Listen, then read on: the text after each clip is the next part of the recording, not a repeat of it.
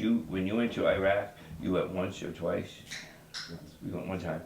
After the last tour, I was in the Army Reserve. Then I had hurt my knee on that mold, and came back, and then I went straight from there into active duty with the National Guard, and I recruited for the National Guard, and resigned my AGR status from there with my divorce and taking care of the kids and stuff, and went on to training troops to mobilize. So I feel that when my dad goes overseas, it's like, I feel like I'll never see him again, but I know I will. But when he goes on his trips to down south or something like that, I know he'll be back to see us again, and it really, it's kind of hard to describe. It is hard to see him go like that, but then I always know he's going to come back. When he's overseas and you watch the news, you get worried? Yeah.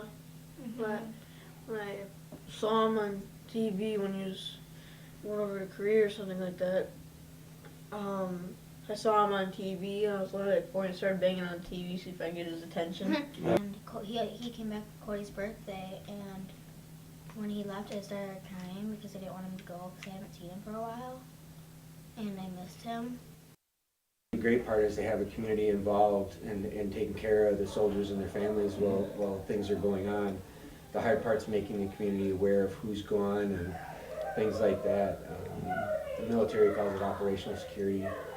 We call it that at home too, where you don't want everyone in town to know that your spouse is gone and you know the criminal intent there is neighbors stepping up, and I wholeheartedly would love to see the community involved in it.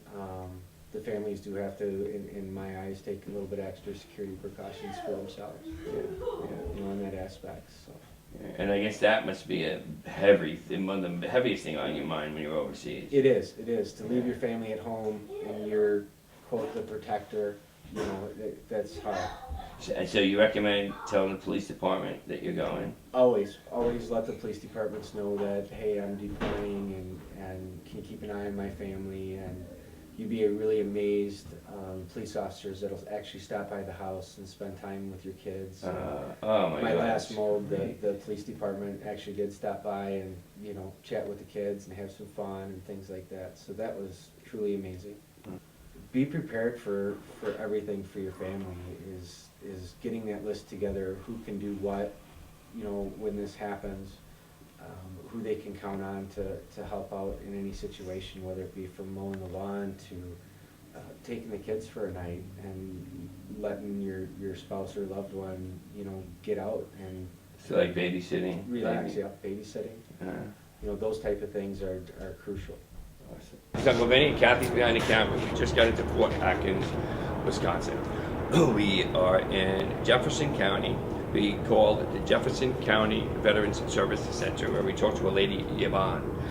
We told Yvonne what we were looking to do, that we were just looking to help a veteran and his family that might be in need. One of our heroes, one of the guys that stood up for us when we needed it. Now we're standing up for him. Are we going to go up? Are we going to help him out?